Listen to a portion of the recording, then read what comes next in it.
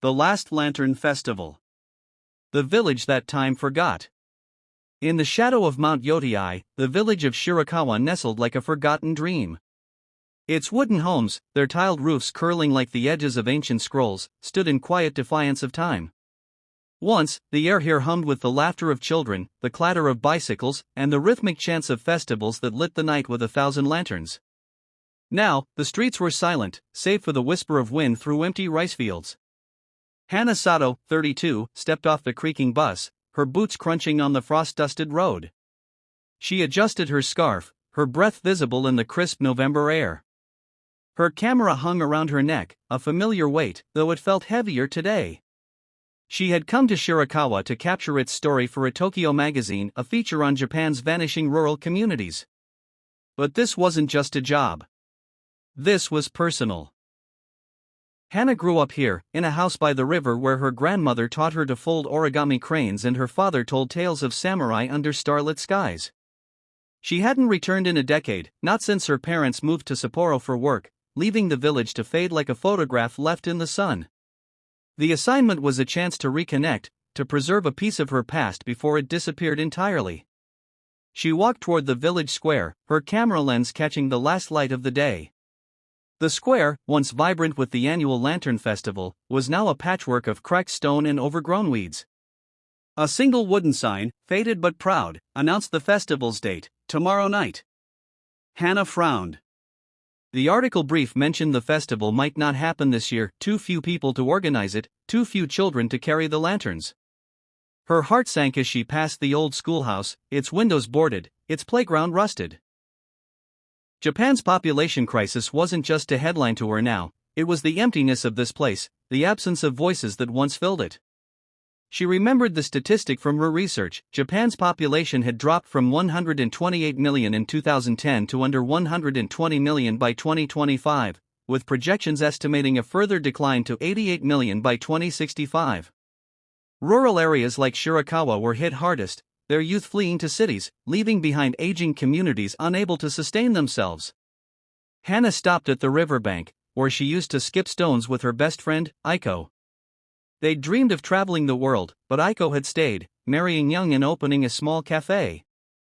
Hana pulled out her phone and texted, "I'm here. Can we meet?" No reply came. The weight of memory.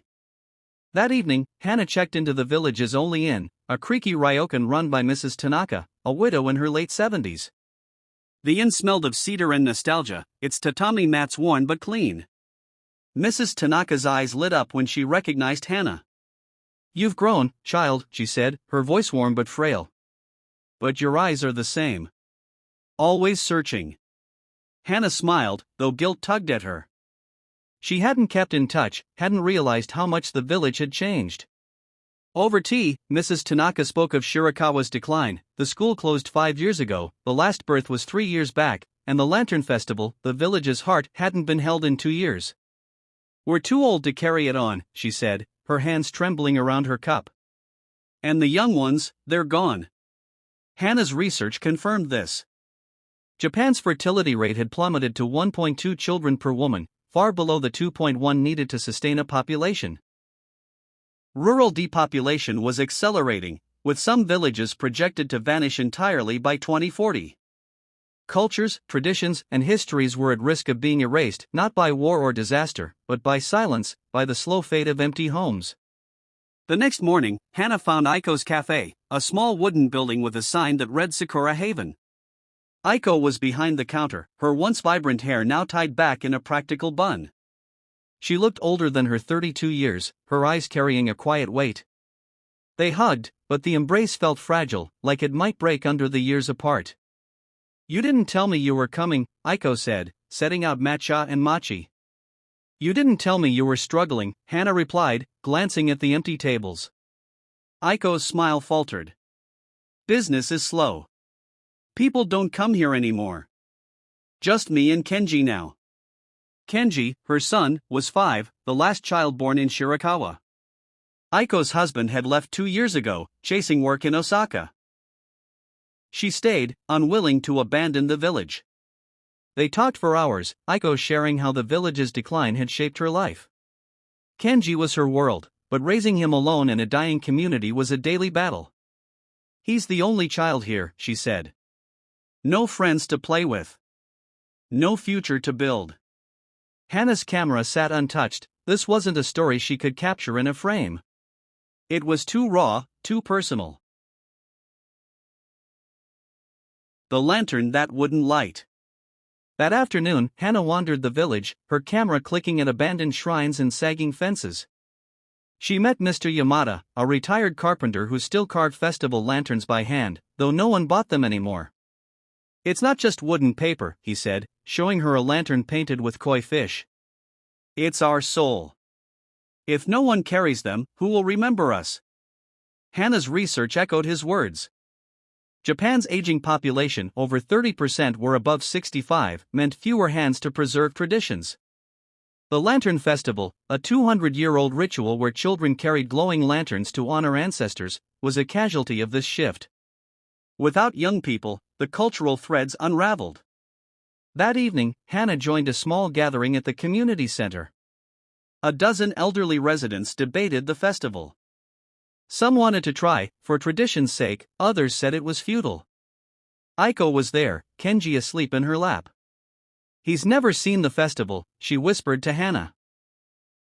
I want him to know who we are. Hana felt a spark. What if we held it? Just one more time? The room fell silent.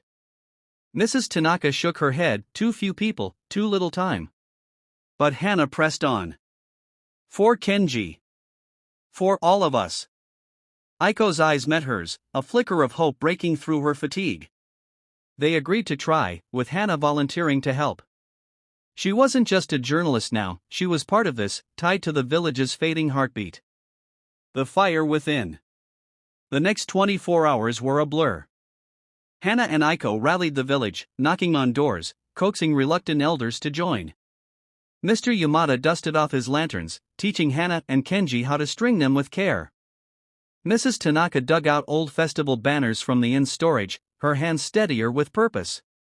Even Kenji, small but determined, helped paint a lantern with wobbly koi fish. Hana documented it all, her camera capturing not just images but emotions, the pride in Mr. Yamada's eyes, the quiet strength in Aiko's movements, the curiosity in Kenji's smile. She realized this was her story, not just Shirakawa's decline, but its fight to be remembered. As night fell, the village square glowed with 50 lanterns, far fewer than the thousands of Hana's childhood, but enough to cast a warm light.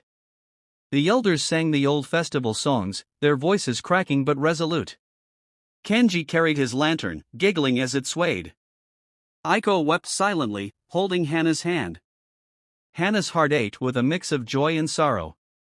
This wasn't just a festival, it was a stand against oblivion.